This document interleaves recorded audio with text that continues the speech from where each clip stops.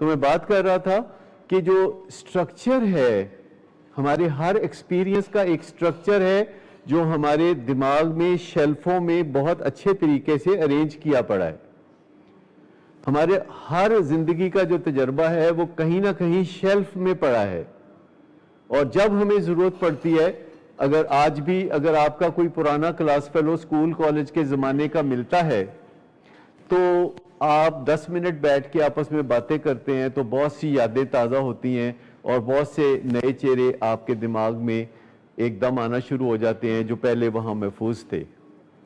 तो ये जो स्ट्रक्चर है जो माजी के हवाले से है, अगर इसमें कोई तकलीफ दे चीज़ है तो हम इस स्ट्रक्चर को अपने दिमाग में बदल सकते हैं, क्योंकि एनएलपी का एक और कहना भी है कि map is not the territory. Map is not the territory. Map कहते हैं नक्शे को। जैसे पाकिस्तान का जो नक्शा है और पाकिस्तान है, इसमें बहुत फर्क है। पाकिस्तान का नक्शा और पाकिस्तान, इसमें बहुत फर्क है। लेकिन आपके सामने जब भी पाकिस्तान का नक्शा आएगा तो आपके जहन में एक लफ्ज उभरेगा पाकिस्तान। लेकिन पाकिस्तान का नक्शा और सचमुच पाकिस्तान एक दूसरे से कोई मुमासलत नहीं रखते।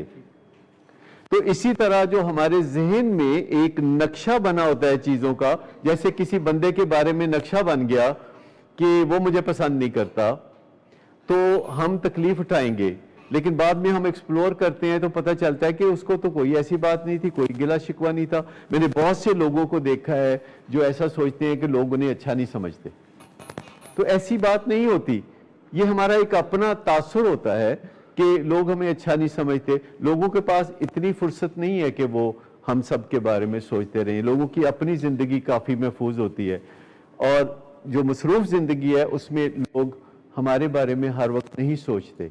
तो जो एक है कि map is not the territory, तो जो भी तजर्बात हैं आपके नशा करने के, तो वो तजर्बात पीछे एक नक्शे के तौर पर मौजूद हैं, लेकिन आप चाहें तो उसके अंदर तब्दीली कर सकते हैं। जैसे पिछले दिनों हमने पाकिस्तान के नक्शे में तब्दीली कर दी।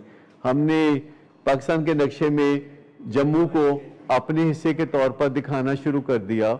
हमने एक सड़क का नाम जम्मू रोड रख दिया। तो इसी तरीके से हम अपने नाखुशगवार तजर्बों में तब्दीलियां कर सकते हैं और उनके नक्शे को बदल के रख देंगे हम इस तरह। तो बहुत सारी चीजें हैं जो हम एनएलपी के हवाले से यहाँ बात करते रहते हैं, जो कि आप अपनी जिंदगी में अपनी जरूरत के मुताबिक इस्तेमाल कर सकते हैं। मिसाल के तौर पर आप अच्छी तरह जानते हैं कि जब कोई चीज आप क्लोजअप में देखते हैं तो उसकी इंपैक्ट बढ़ जाती है। जैसे अगर इस स्क्रीन पे क्लोजअप में दिलीप कुमार का चेहरा दिखाया जाए तो इंपैक्ट कैसी होगी। तो मैं ये कह रहा हूं कि अगर उसी चेहरे को, दिलीप के चेहरे को अगर हम दूर ले जाएं और डिम कर दें और छोटा सा कर दें तो उसकी इंपैक्ट कम हो जाएंगी। क्या हम अपनी जिंदगी के जिन तजर्बात को दोहराना नहीं चाहते, क्या हम उनको दूर नहीं ले जा सकते? क्या उनको हम छोटा करके डिम रोशनी में नहीं देख सकते? क्या हम उनको बबल ग्लास के पीछे नहीं देख सकते? बैरियर्स नहीं क्रिएट कर सकते? क्या हम अपने जहन में बैरियर्स नहीं क्रिएट कर सकते उन लोगों के बारे में जिनसे मिलने में हमें खतरा है? तो हम कर सकते हैं, सारे इफेक्ट्स हम अप्लाई कर सकते हैं। एक लास्ट थोड़ी सी टेक्निक मैं बताऊंगा, अगर आप गौर करेंगे तो ये कारामत टेक्निक है, एनएलपी टेक्निक है। इसको हम कहते हैं सर्कल ऑफ एक्सीलेंस।